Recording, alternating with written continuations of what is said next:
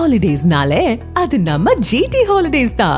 GT Holidays, South India's #1 travel brand. You know you are special when you're with GT Holidays. Chennai Kilpauk Lakhma நகர் சந்திப்பில் மழைநீர் கால்வாய் அமைக்கும் பணிகள் மெதுவாக நடைபெறுவதாக பொதுமக்கள் குற்றம் சாட்டியுள்ளனர். மேலும் கால்வாய் பணிகளை விரைவில் முடிக்க பொதுமக்கள் கோரிக்கை வைத்துள்ளனர். இதுகுறித்து அப்பகுதி மக்களோடு நமது செய்தியாளர் அன்பழகன் மேற்கொண்ட கலந்துரையாடலை தற்போது பார்க்கலாம். சென்னை மாநகராட்சி மண்டலம் 8 வார்டு 98 லாக்மா நகர், குறிப்பாக இந்த பகுதியை பொறுத்தவரை மழை பெய்தாலே, சிறிதளவு மழை பெய்தாலே அதிக அளவு தண்ணீர் தேங்கக்கூடிய சூழல் தான் இருக்கு.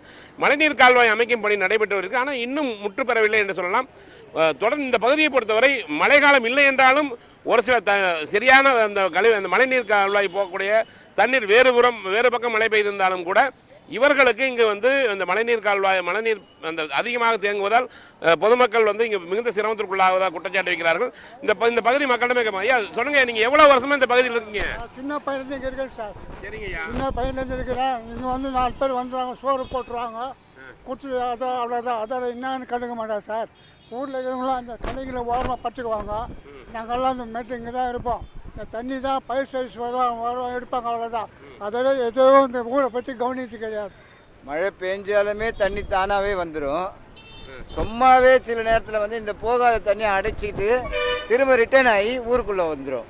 அது வந்த ஒன்றுமே அங்கே வீட்டாண்ட இருக்கிறவங்கலாம் தண்ணி உள்ளே வந்துடுச்சுன்னு சொல்லிட்டு பொட்டி படுக்க தூங்குற இதுலலாம் நேரத்துலலாம் கூட வந்துடும் தண்ணி. அது எப்போ வரோன்னுலாம் தெரியாது. தண்ணி எடுத்து விடுறாங்க.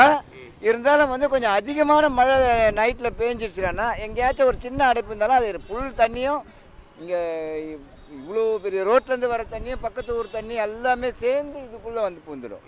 இவங்க தோன்றாங்களே கண்டி அதை ஃபினிஷ் பண்ணாமல் போகிறாங்க. ஏன்னா இங்கே ஒரு 500 குடும்பம் 600 குடும்பம் இருக்குதுன்னா அவங்களுக்கு நிறைய கொசு தொல்லை நிறைய இது அப்படியே ட்ரெயின் இதில் கலக்குது, குடிநீரில் கலக்குது. குடிநீரில் கலக்க சொல்ல என்ன ஆகுது, எல்லாருக்குமே உடம்பு சரியாக ஆகும். எவ்வளோ பேர் நம்ம ஜுரம், போன மாதம்லாம் பயங்கர ஜுரம். பேருக்குன்னு ஒன்று அறிவிக்கிறாங்க, ஆனால் முழுமையாக பண்ண மாட்டாங்க எதுவுமே. புரியுதுங்களா? எல்லாருமே ஒரு சின்ன தள்ளு வண்டி கடை, ஒரு சின்ன ஒரு டிஃபன் கடை, ஒரு வாழ்வாரத்துக்கு எல்லாரும் பொழப்ப நம்பி தான் இங்கே இருக்கிறாங்க. ஆனால் ஒருத்தருக்கும் எந்த ஒரு இதுவும் இல்லை. ஆக்சுவலாக நாங்கள் பள்ளத்தில் இருக்கோம். இங்கே இருக்கிற ட்ரைனேஜ் தண்ணி இங்கே இந்த வழியாக போகணும்.